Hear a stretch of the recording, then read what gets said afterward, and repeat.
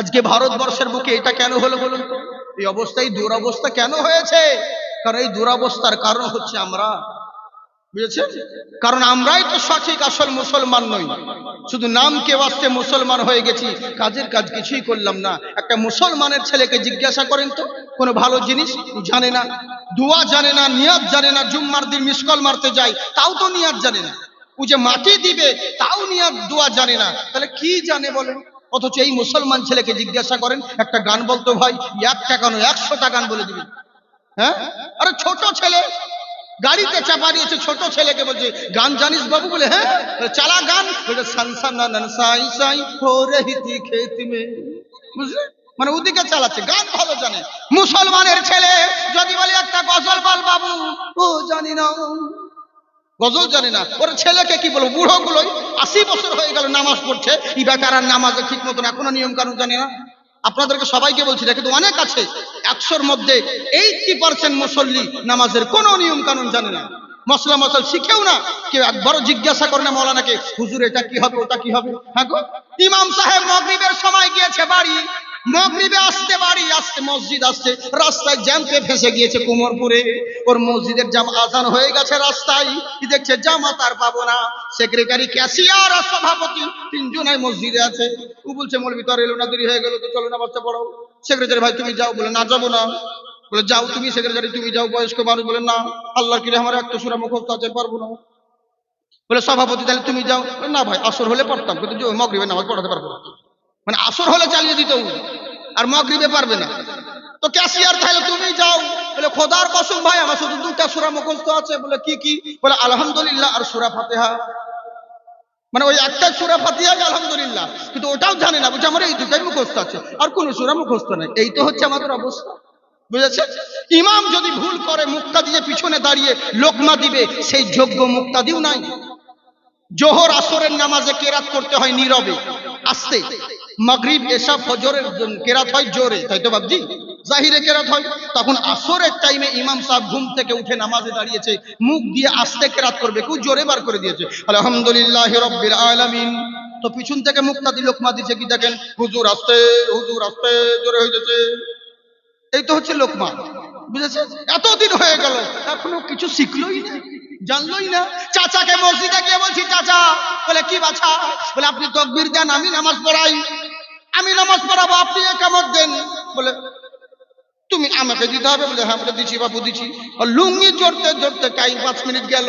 এবার বলছে হাইয়া আলাস সালাতে, হাইয়া আলাস সালাতে, হাইয়া আলাল ফালাতে, হাইয়া আলাল ফালাতে, কদ কামাতে সালাতে, কদ কামাতে সালাতে, আল্লাহু আকবার, আল্লাহু আকবার। তাকবীর শেষ হয় না, শালা আসরের তাকবীর মাগরিব করে দিছে। চাচা দাঁড়াও, আবার তাকবীর হলো নাকি? বলে কেন, ভুল হলো নাকি বাপ? এইভাবে তো আজকে 70 বছর চলে গেল। মানে চলে গেল বলে ওর কোনো বার্তা নাই, এইভাবে চালিয়ে দিতে চাইছে। কিন্তু একবার ইমামকে জিজ্ঞাসা করে না, হুজুর এত বছর ধরে যে নামাজ পড়ছি, নামাজের মশলাটা একটু বলে দিন, নামাজের নিয়ম কানুন বলে দিন। 3 রাকাত ছুটে গেলে কি করতে হবে, 2 রাকাত ছুটে গেলে কি করতে হবে, এগুলো কেউ জানার জিজ্ঞাসা করে না। হুজুরকে জিজ্ঞাসা করছে কি? বলে হুজুর বিটির বিয়ে দিব, তো বক্স তো বলছেন জোরে বাজার যাবে না, তো আস্তে বাজালে তো হবে। ওই প্রশ্ন করছে, হুজুর আস্তে বাজালে হবে না? আস্তে বাজালেও হবে, মানে জোরে বাজালে অসুবিধা হবে, তো আস্তে বাজালে, আস্তে বাজালে হবে না, এই প্রশ্ন করছে। বলে কেন হুজুর? হুজুর বলছে না ভাই, নিষেধ করছি, আমি অনুরোধ করছি, বিয়ের জিনিস নবীর সুন্নত, এরকম কাজ করিও না। তাহলে বেধর্মীরা তোমার মধ্যে তফাৎ কি থাকলো? কেন গান বাজাবা? গান বাজিয়ে তোমার লাভটা কি হবে? বলে হুজুর ছেলে পিলের ব্যাপার, বুঝতে পারছেন, বলছি তো শুনছে না। একটাই তো দিন, বিয়ের দিন আনন্দ করবে না তো কি করবে? একটাই বোন, বিয়ের দিনে আনন্দ করবে না তো কি করবে? তাহলে তোমার বাপ মরবে, সেদিনে আনন্দ করিও। ও তো একটা দিন, তোমার বাপকে রোজ রোজ মরবে, ওই একটা দিনই তো মরবে, ওই দিন আনন্দ করো ডিজে বাজিয়ে। বুঝলেন? এই তো হচ্ছে আমাদের অবস্থা। মুসলমান অন্যায়ের উপর অন্যায় করে যাচ্ছে, দিনের পর দিন চলে গেল, এখনো শিখতেই পারলো না যে কি জিনিস, কোন নিয়ম কানুন এগুলো কিছুই জানে না। বুঝলেন? কিন্তু মুখে আবার বলে আমাদের ঈমান ভালো আছে। ওরকম মুখে ঈমান বললে হবে না। প্রকৃত ঈমান যদি তোমার মজবুত থাকে, মুসলমান কাউকে দেখে ভয় করবে না, ওকে দেখে সবাই ভয় করবে। খাজা গরিবে নওয়াজ আমার আজমেরি খাজা, ওরে এখন ভারতে মোদি কি করতে পেরেছে রে? এর চাইতে কত বড় বড় অত্যাচার, জুলুম, নির্যাতন হয়েছে। এখন তো অনেক মুসলমান, তখন তো কিছুই ছিল না। তাহলে কি করে ইসলাম এলো? তোমাদের মতন যদি বুজদিল হতো, ইসলাম মক্কা মদিনায় থেকে যেত আর হিন্দুস্তানে পৌঁছাতো না। খাজা গরিবে নওয়াজ আসার পূর্বে 2 মিনিট বলে দিই কথাটা। পৃথ্বীরাজের রাজত্ব ছিল। তার মা বলল বেটাকে, বলে বেটা আমি গণনা করে দেখলাম মদিনা থেকে 9 জন আল্লাহওয়ালা ব্যক্তি তোমার এই রাজত্বে ঢুকবে, তোমার ধর্মর ধূলিসাৎ করবে, তোমার যে রাজত্ব শেষ করে দিবে। তখন ভুটান রাজা পাশে বসেছিল। বলে বড়রানীমা চিন্তা করবেন না, আমার সিপাহী পাঠিয়ে দিলে ওদেরকে জব্দ করে দিবে। খবরদার বেয়াদব, তুই কি ভেবে নিয়েছিস সাধারণ কোনো মানুষ? আরে পৃথিবীর হাতিয়ার সিপাহী যদি লাগিয়ে দিস, ওনাকে কেউ মারতে পারবি না, কারণ সাধারণ কোনো মোল্লা নয়, সে হলো আল্লাহওয়ালা মানুষ। হ্যাঁ, মারতে যদি হয় তাকে একটাই রাস্তা, সেটা হচ্ছে কৌশল করে তাকে মারতে হবে। বলে ঠিক আছে, খাজা মঈনুদ্দিন আসবে কি করে, ওকে আসতেই দিব না। কিন্তু খাজা গরিবে নওয়াজ আমার 9 জন আসেননি। রানীমা বলেছিল 9 জন, কিন্তু 9 জন কেমন করে হলো শুনুন। তখন হিন্দুস্তান পাকিস্তান ভাগ ছিল না, একই ছিল। লাহোরের সরজমিন দিয়ে আসছেন, উনি একাই বেরিয়েছিলেন। খাজা গরিবে নওয়াজ নবীর রওজা থেকে সার্টিফিকেট পেয়ে একাই বেরিয়েছিলেন হিন্দুস্তানের দিকে। রাস্তায় 2 জন ডাকু পড়ে গেছে। 2 জন ব্যক্তি এসে বলে, ও গো বাবা, আপনি টুপি দাড়িওয়ালা মানুষ, দেখে তো ভালো মনে হচ্ছে, আমাদের প্রতি একটু সহায় হন। বলে কি করতে হবে বাবা? বলে আমরা গরিব মানুষ, ক্ষুধার্ত মানুষ, 3 দিন ধরে অনাহারে রয়েছি, একটু যদি অন্ন দান করতেন বড় উপকৃত হতাম। বলে বাবা শোনো, আমার কাছে রুটি ছিল, ওগুলো থলে থেকে বের করে তাদেরকে দিয়ে দিলেন। বলে বাবা আর কিছু নেই? বলে না, যেটা আমার ছিল সেটাই তো দিয়ে দিলাম, আমি এখন বহু দূর পথ যাব। বলে কোথায় যাবেন? বলে তা তো জানি না, এখন বেরিয়েছি, দেখা যাক আমার রব আমাকে কত দূর নিয়ে যায়।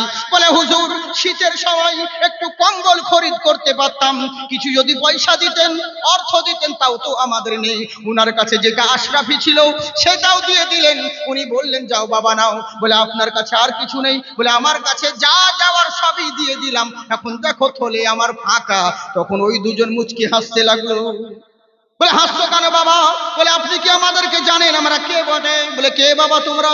বলে আমরা হলাম এই এলাকার সবচাইতে বড় ডাকু। বলে তাই নাকি? বললে হ্যাঁ। তাহলে হাসির কি খবর? বলে তোমাকে ভেবেছিলাম চালাক মানুষ, কিন্তু টুপিওয়ালা দাড়িওয়ালা যে এত বোকা মানুষ হয় তা তো জানতাম না। বলে কেন? বলে তোমার কাছে যা যা ছিল, অনেক দূর তুমি যাবে, যা যা ছিল সব আমাকে দিয়ে দিলে, এখন তো তোমার কাছে দেওয়ার মতন কিছু রইল না। খাবার ছিল সেটাও দিয়ে দিয়েছো, এখন তুমি এবার রাস্তাতে কি খাবে বলো? উনি মুচকি হাসতে লাগলেন। বলে হাসছো কেন? খাজা আমার বললেন শোনো, তোমাদের মতন বেকুব দেখি নাই। বলে কেমন করে? একটিবার তোমরা চিন্তা করো, যেই মহান রব্বুল আলামিন এই বিরান জঙ্গলের মধ্যে আমার ওসিলাতে তোমাদের পেট ভরাতে পারে, তোমাদের রুজির ব্যবস্থা করতে পারে, সেই আল্লাহ কি আমাকে নৈরাশ করে দিবে? কখনো না। আমার আল্লাহ ঠিক করো না কোনো জায়গায় রুজির ব্যবস্থা করে দিবে। এরা বুঝতে পারলো আপনি সাধারণ কোনো মানুষ নয়, আল্লাহ রহমত থেকে আমরা বঞ্চিত ছিলাম, হুজুর আমাদেরকে ক্ষমা করে দিবেন, আসুন আল্লাহ রহমতের ছায়া তলে আমাদেরকেও দীক্ষিত করে নিন।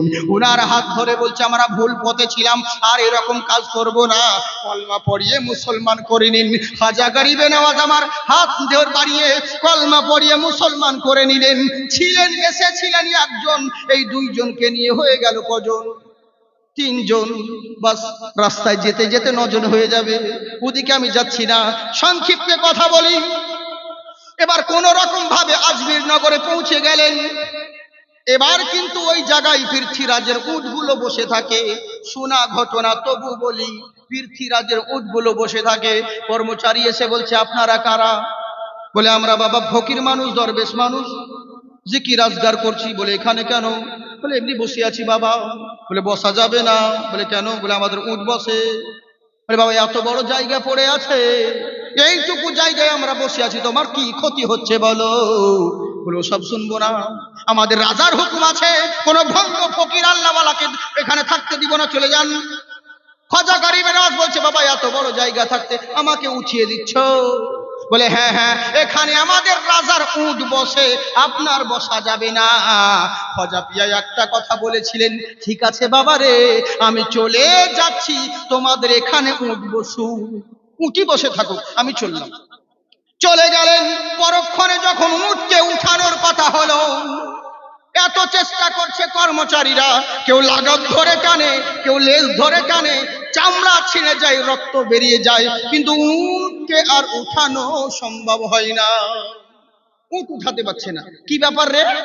রাজার কানে খবর গেল, রাজা মশাই কি ব্যাপার, এরকম তো কোনোদিন হয় নাই, কি এমন আঠা লেগে গেল মাটির সঙ্গে উটের চামড়া, কি এমন আঠা লেগে গেছে যে চামড়া ছিঁড়ে যাচ্ছে কিন্তু উট আর উঠছে না। পৃথ্বীরাজ মুশরিক হলে পরেও তো বুদ্ধি ছিল। আমাদের যত নেতারা যারা উল্টো পাল্টা বলে, এরা যা ইচ্ছে তাই করছে, কিন্তু এদের ব্রেন তো আছে, এরা ভালো করে জানে মুসলমান কেমন। কিন্তু ওই যে ব্যাপার, আবু জাহেল যেমন মনে ছিল আমি তো জানি কেমন নবী, কিন্তু মানবো না, কারণ আমি মানলে আমার রাজত্ব হারিয়ে যাবে, ওকে সম্মান করতে হবে, ভাতিজার কাছে মাথা নিচু করতে হবে। অহংকারের জন্য শেষ হয়ে গেল, নবীকে মানে নাই। তো এরা মুইও তো জানে মুশরিক হলে পরে বুদ্ধি আছে। কর্মচারীদেরকে বলছে, রে কর্মচারীরা শোন। বলে কি? বলে তাই যদি হয় তো পৃথিবীর মানুষ এনে যদি উটকে উঠার চেষ্টা করি, উট মরে যাবে, এই উট আর উঠানো সম্ভব হবে না। বলে তাহলে হুজুর কি করতে হবে? বলে শোনো রে, যেই মালিক এই উটগুলোকে বসিয়েছে সে না হলে একে উঠানো যাবে না। সেই মালিক না হলে এখানে উঠানো যাবে না। এরই লেগেই বলি বাবজি শুনুন কেমন, দেখুন এবারও এখানে বলতে গেলে 3 দিন লাগবে, দরকার নাই, চলে যায় ওদিকে। এবার করলো কি, যখন রাজার কর্মচারীরা গিয়ে দৌড়াতে লাগলো, কোথায় গেছে আল্লাহওয়ালা, কোথায় ফকিরগুলো, কোথায় দরবেশগুলো, খোঁজাখুঁজি করছে, কোথাও পাই না। কিছু দূর চলে গিয়ে দেখছে দূর কিনারে ওই আল্লাহওয়ালা 9 জন তসবিহ করতে করতে নদীর ধারে ধারে যেতে আছে। এরা সবাই সামনে হাজির হয়ে গেল। বলে হুজুর আমাদেরকে ক্ষমা করে দিন। বলে কি হয়েছে বাবা, একটু আগে তো আমাদেরকে তাড়িয়ে দিলে, এখন কেন তুমি হাত জোড় করছো? বলে হুজুর ভুল হয়ে গেছে, অন্যায় হয়ে গেছে, ক্ষমা করে দিন। বলে কেন এরকম করছো? বলে চিনতে পারিনি, আপনি ভেবেছিলাম সাধারণ মানুষ, এখন বুঝে নিয়েছি আপনি সাধারণ কোনো মানুষ নয়, আপনি অসাধারণ মানব, আপনি যেমন তেমন মানুষ নয় হুজুর। বলে কেন এরকম করছো কেন? বলে হুজুর দয়া করে আমাদের ওখানে চলুন। বলে কেন? আমাদের উটগুলোকে আর উঠানো যায় না, শত চেষ্টার পরে আমরা বিফল হয়ে গেলাম, আপনি উটগুলোকে উঠান, আপনি বসিয়েছেন, আপনি না হলে উটগুলোকে উঠানো সম্ভব হবে না। উনি বললেন বাবারে আমি কি করতে পারি বলো, সবই আল্লাহর কুদরত, ইন্নাকা আলা কুল্লি শাইইন কদির, সমস্ত ক্ষমতা আল্লাহর রয়েছে, আমার আল্লাহ সমস্ত কিছুর মালিক, আমার কোনো ক্ষমতা নেই। বলে না না না হুজুর, আমরা জানি আল্লাহর ক্ষমতা, গাড়ির মালিক তো একজন থাকে কিন্তু ড্রাইভার চালানেওয়ালা থাকে, দুনিয়ার মালিক একজন মহান রব হতে পারে, কিন্তু মহান রব দুনিয়া চালানোর জন্য রাসূলুল্লাহ আল্লাহওয়ালাদেরকে পাঠিয়েছে। সুবহানাল্লাহ। বললো হুজুর ও সম্মান বোন আপনাকে যেতে হবে। বলে ঠিক আছে বাবা, আমরা আল্লাহওয়ালা দরবেশ মানুষ, সামনে এগিয়ে গেলে আর পিছন ফিরে তাকাই না, আমি পিছন দিকে আর যাব না। বললে কি করবেন? বলে যাও, তোমরা যখন বুঝতে পেরেছো তোমাদেরকে ক্ষমা করে দিলাম, আমাকে যেতে হবে না, যাও তোমাদের উটগুলো উঠে যাবে। এরা দৌড়াচ্ছে, দৌড়াতে দৌড়াতে যেখানে উটগুলো বসে থাকে অবাক হয়ে গেল, ওই উটগুলো কি আর উঠানো যায়? করতে হয় নাই, অটোমেটিক সমস্ত যত উটগুলো ছিল সবাই উঠে দাঁড়িয়ে গেছে, সমস্ত উট দাঁড়িয়ে গেছে। ওরে যে উটগুলোকে এত চেষ্টা করার পরে উঠানো সম্ভব হচ্ছিল না, আল্লাহওয়ালার মুখের বাণী শোনা মাত্র সমস্ত উটগুলো উঠে পড়ল। বোঝা গেল আল্লাহর ওলির গোলাম যদি মানুষ না হয়, মানুষ যদি চিনতে ভুল করে কিন্তু জানোয়ার চিনতে ভুল করে না। বুঝলেন? উটগুলোকে উঠানো সম্ভব হচ্ছিল না, শত চেষ্টার পরে বিফল হয়ে গেছিল। এখন সেই উটগুলোকে এখন উঠে গেল। এবার তখন সবাই মিলে এই ঘটনা শুনে বুঝতে পারলেন। এদিকে আর বাড়াচ্ছি না, এখানে শেষ করে দিলাম। কি বলতে চাইলাম, এই ঘটনাটা শুনিয়ে আপনাদেরকে বোঝাতে চাইলাম এটাই। বলে কি, চিন্তা করে দেখুন, ব্রেন খাটান, যেই খাজা মঈনুদ্দিন চিশতির বসানো উটকে পৃথ্বীরাজের মায়ের লালের ক্ষমতা হয়নি, উটগুলোকে উঠাতে পারে, তো খাজা গরিবে নওয়াজের বসানো মুসলমানকে হিন্দুস্তান থেকে কোন বাপে হটাবে? কোন বাবা হটাবে? কিন্তু আগে মুসলমান তো হও। হ্যাঁ, মুসলমান তো হও, নামের মুসলমান হয়ে গেলে কিন্তু কাজ করলে না, ওরকম মুসলমান হলে হবে না। আগে মুসলমান তো হও। তুমি যদি ইমানদার মুসলমান হও, তোমার গোলাম সবল হবে। ইমান যদি কমজোর হয়ে যায়, সবাই তোমাকে লাথি মারবে। তাই এবার করলো কি, ইনি ইমানদার বুজুর্গ ব্যক্তি, বয়স্ক বলে অবহেলায় কাটিয়ে দিল। কিন্তু এ বেটারা জানে না, ওরে বয়স্ক নেতা হলে হবে কি, তার ইমান মজবুত আছে। কিন্তু উনার কথা এরা কেউ গুরুত্বই দিল না, বলে এত বড় নেতা, বয়স হয়ে গেছে, আবার বড় বড় ভাষণ ঝাড়ছে। এখান থেকে বলছিলাম ছেড়ে দি, রাত হচ্ছে। হ্যাঁ, হুজুর বলছে যেহেতু তো বলেই দিই। মাশাআল্লাহ, সুবহানাল্লাহ, সুবহানাল্লাহ। তো খিচড়ি গজল শোনাচ্ছি, মাশাআল্লাহ, জিন্দাবাদ। আল্লাহ আপনাদেরকে আবাদ রাখুক। খিচড়ি বলছে মানে কেন বলেন তো, ওরা ভিডিও করছে, নেটে ছাড়বে যে, আমার চাচা, বুঝলেন তো। হ্যাঁ, আর বাবজি মুফতি আলিমুদ, আপনারা জানেন যে আমার হাতে খড়ি যাকে বলা হয়, মুফতি আলিমউদ্দিন সাহেব, তিনার সাথে আমাকে সবাই চিনতো, সেই শায়ের জাকির হোসেন আমি, বুঝলেন তো। ওই জাকিরি আর মুফতি আলিমউদ্দিন সাহেবের ভাইপো হচ্ছে ইনি, বুঝেছেন। হ্যাঁ, আমাদের মৌলানা আজমির হুসাইন সাহেব কাদরি। তো ইনশাল্লাহ যাকে দরবারের মানে স্টেজ পরিচালনা ভার ওনাকে দিয়েছে, ইনশাল্লাহ যোগ্য ব্যক্তি, কোনো চিন্তা নাই। ওনার মূল্যবান বক্তব্য আপনাকে শুনতে হবে। মানে শেষ দোয়া নিয়ে যাবেন, আমাদের তো হুজুর কারি সাইফুদ্দিন সাহেব উনি আছেন, উনার দোয়া নিয়ে যাবেন, আপনারা সবাই থাকবেন শেষ দোয়া নিয়ে। এই তো বেশি নয়, আর মাত্র 5 মিনিট, জাস্ট 5 মিনিট। ভেবে নিয়েন না যে হয়তো মানে আরো আধ ঘন্টা 1 ঘন্টা বলবে, ওটা নয়, বুঝেছেন। না না না, আপনাদেরও বাইরে যাবেন, আমাদেরকেও বাইরে যেতে হবে, চিন্তা কোনো কারণ নেই, বুঝলেন তো। হ্যাঁ, আমাদেরও বহুত কাজ আছে। ভাবছি সোনামুখী কোন জায়গা যাবো জানেন, তবে আজকে থেকে যাবো, চিন্তা নাই, সকালবেলায় যাবো, কারণ আমার বাঁকুড়া যেতে হবে, আর এদিকে ফিরে যাবো, বুঝলেন তো, ইনশাল্লাহ। তো বেশ, ঠিক আছে, আমি বলেই দিই একটা নাত আপনাদেরকে। জি, নামাজ যিনি সৃষ্টি কুলের মূল, তিনি মুহাম্মদ রাসূল, ত্রিভুবনে নাইখো যাহার সমতুল। নামাজ রোজা হজ যাকাত যত করো দিন রাত, সবার আগে নবীজিকে চেনো, নবীজিকে মানার মতো মানো, নবীজিকে মানার মতো মানো। তাই এবার করলো কি, নবীর আমার সাহাবী বলছে, শোনো, রাত্রে বেলায় এশার নামাজ পড়ার পরে বাড়ির বাইরে কেউ বের হবে না, সকাল বেলায় ফজরের আজান দিবে, তখন বাড়ির বাইরে বের হবে। বুঝতে পারলেন। হ্যাঁ, আমার বারবার চাচা বলছেন, ওই খিচড়ি একটা গজল আছে, আবার বলে দিই। আসলে আমরা ইন্টারনেটে কখন কোথায় কি বলি আমাদের মনে থাকে না, কত মনে থাকে, একদিন হয় 2 দিন হয়, তাহলে মনে থাকে যে হ্যাঁ এখানে অমুক জিনিস বলেছি, বুঝলেন। এই দেখেন, নারে তাকবীর, নারে রিসালাত, নারে রিসালাত। হ্যাঁ, হযরতুল আল্লামা হুজুর কারি সাইফুদ্দিন সাহেব কিবলা, নারে তাকবীর, নারে রিসালাত, মাশাআল্লাহ, সুবহানাল্লাহ। জি জি জি, ওরে বাবা। আচ্ছা বেশ, ঠিক আছে। দেখেন, আমাদের ইয়াকুব চাচাও বলছে, প্রথমে যিনি প্রধান বক্তা, প্রথমে যে বক্তব্য রাখলেন, বুঝলেন, চিন্তা নাই, উনি আমাদের চাচা হুজুর, কিন্তু আমাকে দেখি মনে হচ্ছে ওদের বাপ আমি, বুঝলেন। হ্যাঁ, মানে আমার শরীর একটু মোটা তো, ওই লেগে বেশি খাই না, আপনারা চিন্তা করেন না যে বেশি খাই, তাহলে অত খাই না, বুঝলেন তো। কোথায় খায়, খুব জোর হলে হয়তো 1 কিলো মাংস খাই, তাই। জি জি জি, চিন্তা নেই তাই বাবজি। হ্যাঁ, তবে আমি একটা কথা বলে দিই আপনাদেরকে, বিরক্ত লাগছে কি, বাড়ি যাবেন? হ্যাঁ, শেষ দোয়া নিয়ে যেতে হবে। এই তো, আমাকে নবী পাকের জিকির সুন্দর আচ্ছা লাগতা হ্যায়, बोलो ना मोहम्मद बोल बड़ा सच्चा लगता है, बोलें मरहबा। हाँ, खिचड़ी गजल, আমাকে নবী পাকের জিকির সুন্দর अच्छा लगता है, बोलो ना मोहम्मद बोल बड़ा सच्चा लगता है, वहाँ भी तेरा कहना है खुदा झूठ बोल सकता है, वहाँ भी तेरा कहना है खुदा झूठ बोल सकता है, खुदा झूठ बोल सकता है। अरे बांदा लय तुई बांदा लय बड़ा गंदा लगता है, আমাকে নবী পাকের জিকির সুন্দর अच्छा लगता है।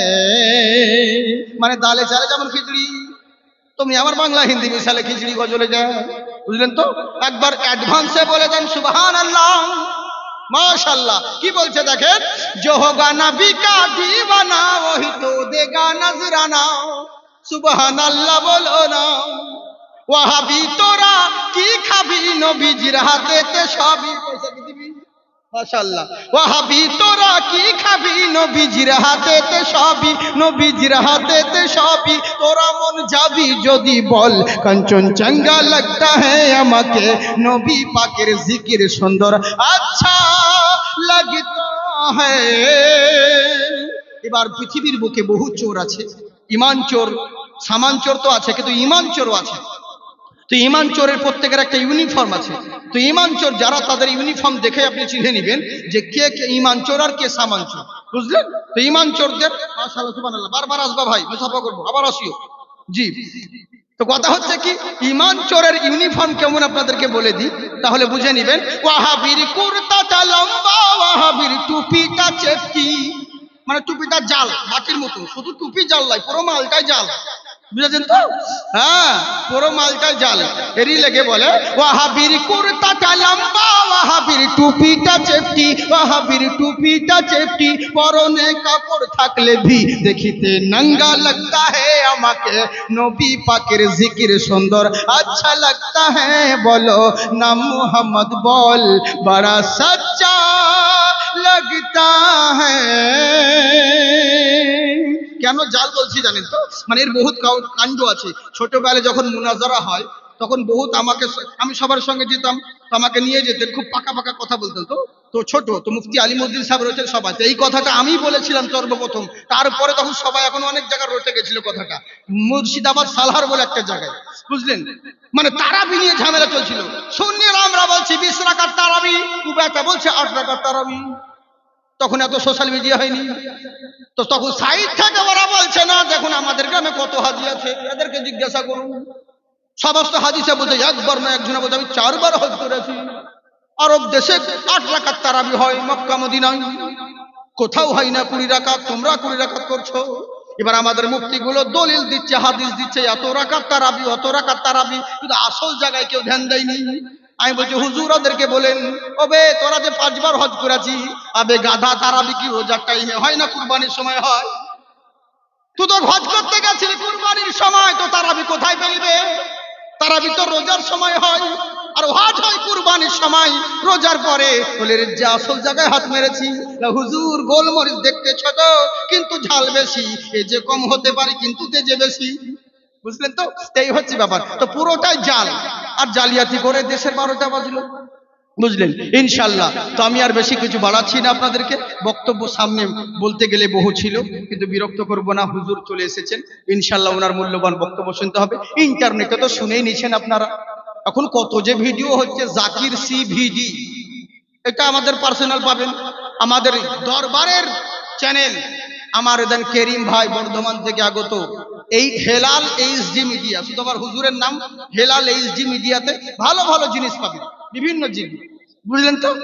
যত প্রোগ্রাম আমাদের সিজরা টিভি 786 আছে, আরো কত ভাইরা এসেছে, কতজনের নাম করবো, অ্যাড করে দিলে পয়সা দিতে হবে তোমাদেরকে। হ্যাঁ, তো যাকে হুজুর ইনশাআল্লাহ ওনাদের আপনারা ইন্টারনেটে দেখে নিচ্ছেন, দেখে নিবে। তবে আমি অনুরোধ করব যত ইউটিউবাররা রয়েছে ভাই, যেটা বলবো সেটাই, কখনো দেশের পরিস্থিতি খারাপ উল্টো পাল্টা থাম্বনেল লাগিও না, ঠাকুরের ফটো দিয়ে এই দিয়ে সংস্কৃত ওয়াজ দেওয়ার দরকার নেই, বাস কেটে দিবে, সিম্পল ভাবেই করবে, বাস যথেষ্ট। পরে ভিউ যখন হবে তখন এমনিতেই হবে, উল্টো পাল্টা লিখে কোনো লাভ নেই, এতে পরে দেশের পরিস্থিতি খারাপ, গন্ডগোল আমাদের হচ্ছে, কত শত্রু বাড়ছে জানেন, নানান ঝোনা নানান রকম কথাকে আগে পিছে দেখি না, ওই মধ্যেখানে 20 সেকেন্ডের 30 সেকেন্ডের কথাকে কেটে নিচ্ছে, নিয়ে ভাইরাল করে দিচ্ছে। এবার বাস পাবলিকে বুঝতেও চাই না যে এটা সত্যি বলতে পারে না এটা হতে পারে, কেউ যাচাই করে না, মানে সোশ্যাল মিডিয়াতে যা বলছে তাই, বুঝতে পারলেন? এইভাবে উল্টো পাল্টা নিয়ে ভাইরাল করছে, আর যা ইচ্ছু বদনাম হচ্ছে আমরা। অনেকদিন আগে একজন আমার হাতে বাঁশ দিয়ে সামনে ঠাকুরকে দাঁড় করিয়ে দিয়েছে, বলছে দেখো জাকির চতুর্বেদী ঠাকুরের বাঁশ দিয়ে দিল, পরে যে বাঁশ আমি খেয়েছি।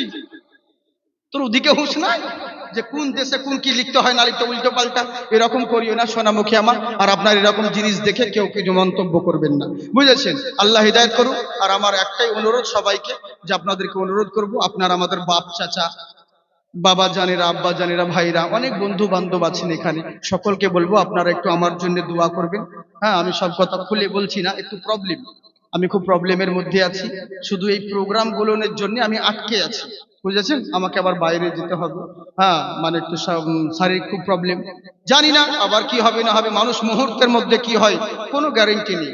আজকে আপনি এরকম আছেন, কালকে এরকম থাকবে, তার কোনো গ্যারেন্টি নেই। 1 ঘন্টার মধ্যে কি হবে।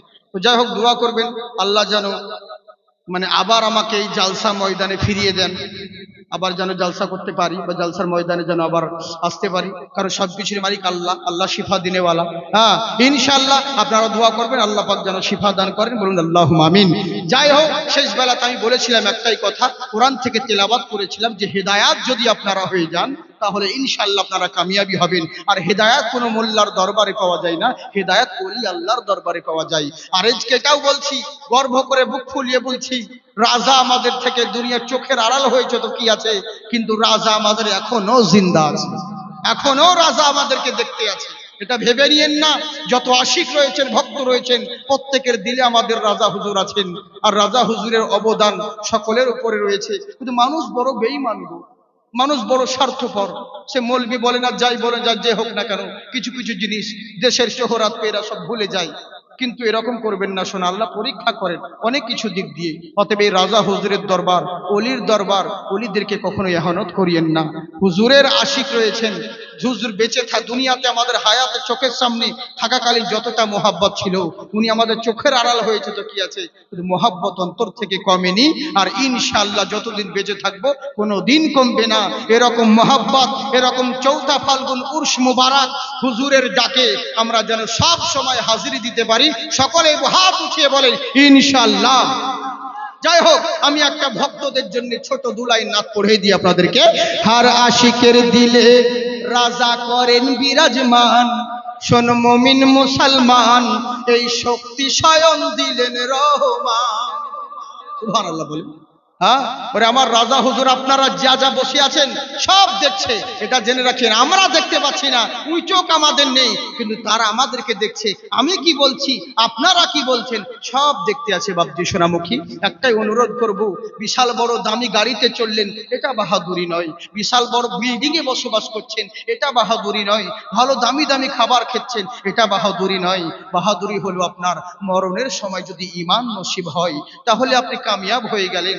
আর মরার টাইমে যদি ঈমান নসিব না হয়, আপনার ইকুলও বেকার হয়ে গেল, উকুলও বেকার হয়ে গেল। এরই লেগে বলছি, আপনার ঈমানটা টিকিয়ে রাখতে গেলে পরে ওলির সহানুভূতি, ওলির নিগাহ আপনার উপরে দরকার রয়েছে। এরই জন্য একবার আমার রাজা হুজুর হেলালউদ্দিন চিশতির আশিক হয়ে 2 হাত তুলে বলেন আল্লাহু আকবার। জি, হার আশিকের দিলে রাজা করেন বিরাজমান, শোন মুমিন মুসলমান, এই শক্তি স্বয়ং দিলেন রহমান, এই শক্তি স্বয়ং দিলেন রহমান। ওরে বেঈমানেরই ধোঁকায় পড়ে দিশেহারা হয় না, পীরের মেখানায় পাওয়া যায় আল্লাহ নবীর ঠিকানা। পীরকে ভালোবাসতে হলে কেমন বাসো ভালো, পীর হয়ে যাক তোমার তরে আধার গোরের আলো। আখেরাতে চাও গো পেতে জান্নাতি বাগান, হ্যাঁ হ্যাঁ আখেরাতে চাও গো পেতে জান্নাতি বাগান, শোনো মুমিন মুসলমান, আরে নাও ধরে নাও পীরেরই দামান। আমার হুজুর ছিলেন যখন, তখন আমি এই জায়গাতে বসে, এইখানে নয়, আমাদের মুরার ওই বীরভূমে ডুমুর গ্রাম বলে একটা জায়গা আছে, ওইখানে উরুস ছিল। তখন হেলালউদ্দিন হুজুর বসেছিলেন স্টেজে মাদ্রাসার জালসাতে, আর আমিও সেখানে মাজারে কি মাদ্রাসা জানি না, স্কুলের প্রোগ্রাম হয়েছিল মাজার শরীফ। আর আমি ওখানে বসে, এখনো একটা ভিডিও আছে দেখেছি আমি। হ্যাঁ, তো ওখানে আমি বসে বসে এই কালামটা পড়েছিলাম আপনাদেরকে, বুঝেছেন? পয়সা দিবেন না দিবেন আপনাদের ব্যাপার, অন্তর থেকে সুবহানাল্লাহ বলেন ইনশাআল্লাহ। ওরে মানুষ শুধু পয়সাটাই নাজরানা লয়, সুবহানাল্লাহ যেটা বলছেন এটাও লাখ টাকার চাইতে দামি, বুঝলেন তো? মানুষের কাছ থেকে তো রুহু বের করা সহজ, কিন্তু রুপিয়া বের করা সহজ নয়। কমসে কম সুবহানাল্লাহ তো বের করে। জোরে বলেন সুবহানাল্লাহ। আখেরাতে চাও গো পেতে জান্নাতি বাগান, শোনো মুমিন মুসলমান, আরে নাও ধরে নাও পীরেরই দামান। কি বলছে? কে পীরের নকশায় কে যারা রাখে আপন দিলে, বেশক সে দিল গিয়েছে খোদার সাথে মিলে। পীরের ওয়াজিফা মে তোমার যত দাবি, পীরের আমল তোমার তরে জান্নাতেরই চাবি। পীর হয় যার কিবলা কাবা তার উপর ঈমান, শোনো মুমিন মুসলমান। আরে পীর হয় যার কিবলা কাবা তার উপর ঈমান, শোনো মুমিন মুসলমান। এই শক্তি স্বয়ং দিলেন রহমান, এই শক্তি স্বয়ং দিলেন রহমান। শেষ ছন্দ জোরে বলেন সুবহানাল্লাহ। জি জি জি মাশাআল্লাহ সুবহানাল্লাহ। সবিক ভাই জোরে বলে সুবহানাল্লাহ। জি জি জি আজকে যাওয়া হলো না, আজ আমাকে থাকতেই হবে, সকালে যাব। হ্যাঁ কত সুন্দর কথা দেখুন। ওরে চিশতি তোমার হোক না কেন শত্রু সারা জামানা, রেজবি তোমার হোক না কেন শত্রু সারা জামানা, খাজা পিয়ার নামের বলে কোনো বিপদ আসবে না। চিশতি তোমার কাদরি তোমার হোক না কেন শত্রু সারা জামানা, খাজা পিয়ার নামের বলে কোনো বিপদ আসবে না। পীর মুর্শিদ তোমার করবেন দোয়া কোথায় যাবে ঝড় তুফান, শোনো মুমিন মুসলমান। আরে নাও ধরে নাও পীরেরই দামান, আর আশিকের দিলে পীর করেন বিরাজমান, শোনো মুমিন মুসলমান। এই শক্তি স্বয়ং দিলেন রহমান। হায়াত বাকি তো মোলাকাত বাকি, আপনারা সবাই দোয়া করবেন। বাবজি সোনামুখী আমার হুজুর আছেন,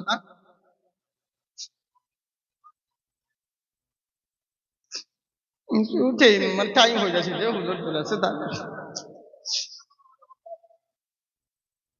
গুরুত্বপূর্ণ জিনিস বাবা, কিন্তু পরে শুনি নিবি। গুরুত্বপূর্ণ জিনিস তো ওরা সবই কখন সকাল হয়ে যাবে আপনি বুঝতেই পারবেন না। কিন্তু ব্যাপারটা হচ্ছে অনেক আমাদের দূর দারাজ থেকে মেহমানরা আসে, সব সহ্য আছে, কিন্তু এগুলো পারবে না। যে মনে হয় ধান কাটতে হবে হয়তো নাকি কি সরষে কাটতে হবে। তো যাই হোক এর লেগে আমি বেশি আপনাদেরকে আর বাড়ালাম না, পরে ইনশাল্লাহ বলবেন। আমি তো ওখানে কেটে দিলাম, হ্যাঁ, যে ইনশাল্লাহ আমি বলেছিলাম এখান থেকে যে বয়স্ক বলে এরা অবহেলায় কাটিয়ে দিল, গুরুত্ব দিল না। কিন্তু ইনি বললেন যে রাত্রেবেলায় বাড়ির বাইরে বেরোবে না, যদি বেরো তাহলে অবস্থা খারাপ হবে। কিন্তু ওরা করেছিল কি, যারা চোর ডাকাত ছিল রাত্রেবেলায় বেরিয়ে গেছিল। ওখানে একটা ছোট বাচ্চা ছিল, সবাই তো যে যার বাড়ি চলে গেল ওনার কথা শোনা মোতাবেক। ছোট বাচ্চাটা এমনি করে তাকিয়ে আছে ওনার দিকে, বারবার বোঝাই তুমি আমাকে কি দেখছো। বাচ্চা ছিল চোখ দিকে তাকিয়ে আছে, মানে নেতার দিকে তাকিয়ে আছে এমনি করে। আহারে, অবশেষে উনি বললেন, বাবারে কিসের জন্য তুমি আমাকে তাকিয়ে দেখছো? কি আমার চোখে আছে? গোটা শরীর বাদ দিয়ে কেন চোখের দিকে তাকাচ্ছ? বলে হুজুর আর বলবেন না, আপনি তো নবীর সাহাবী। বলে হ্যাঁ আমি নবীর সাহাবী। কি হয়েছে বলো? বলে হুজুর আমি তো নবীকে দেখিনি, এই চোখে দেখতে পাইনি, কিন্তু হুজুর আপনি তো নবীর দিদার করেছেন, নবীর চোখ আপনার দিকে পড়েছে, আর আপনার চক্ষু নবীর চক্ষু মুবারাকে পড়েছে, দুই চোখ এক হয়েছে। কিন্তু আমি তো নবীর দিদার করিনি, আপনার চোখের দিকে তাকাচ্ছি, আমার নবী দেখার আশা পূর্ণ হচ্ছে, নবী দেখার আশা পূর্ণ হচ্ছে। বলে বাবা তোমার নাম কি? বলে আব্দুল্লাহ। বলে তুমি কি বাড়ি যাবে না? সবাই তো চলে গেল, এশার নামাজ পড়ে বাড়ি চলে গেছে, তুমি কেন দাঁড়িয়ে আছো? এখানে বলবো না 3 ঘন্টা? হ্যাঁ না না না, হুজুর হুজুর আছেন, ওনার মূল্য তারপর আবার আমাদেরই আছে। হ্যাঁ ওরে রে, কারা কারা শুনবেন হাত উঠান।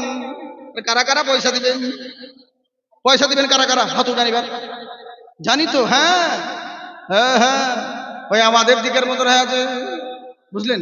যাকে বাবজি সোনামুখী আমার, হ্যাঁ মানে আমাদের বয়স্ক এবং হুজুর ইনশাল্লাহ উনি যখন আছেন, মানে বড়দের আদব করা এটা হচ্ছে একটা আমাদের মানে জরুরি। ইনশাল্লাহ হুজুর আছেন, এই লেগে আমি বেশি বিরক্ত করছি না, কোনো ব্যাপার নাই।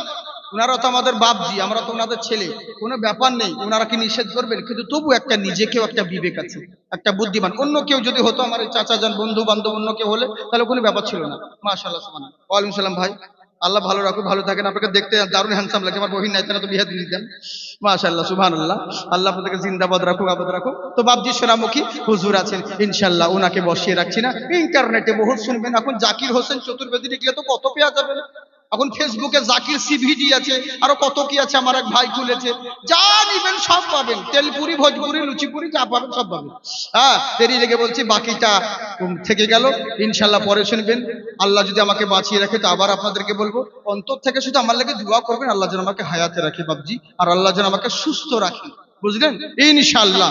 জি বাবজি, হ্যাঁ হ্যাঁ হ্যাঁ, জি অবশ্যই, হ্যাঁ হ্যাঁ হ্যাঁ, ইনশাল্লাহ আমিও আপনাদের যে অন্তর থেকে বলবো, অন্তর থেকে আপনাদের জন্য দোয়া করি, আল্লাহ পাক আপনাদেরকে আবাদ রাখুক, জিন্দাবাদ রাখুক। আল্লাহর কাছে একটাই অনুরোধ করি, আল্লাহ জানি না কার কখন মরণ হয়ে যাবে, কিন্তু যেখানেই মরণ হোক না কেন, যেন মরণের সময় যেন পবিত্র অবস্থায় থাকি, আর ইমানি হালাতে নবীর জিয়ারত করতে করতে দুনিয়া থেকে যেন শেষ নিঃশ্বাস ত্যাগ করি। বলুন আল্লাহুম্মা আমিন। ওয়া আখিরু দাওয়ানা আলহামদুলিল্লাহি রাব্বিল আলামিন। আসসালামু আলাইকুম ওয়া রাহমাতুল্লাহি ওয়া বারাকাতুহু।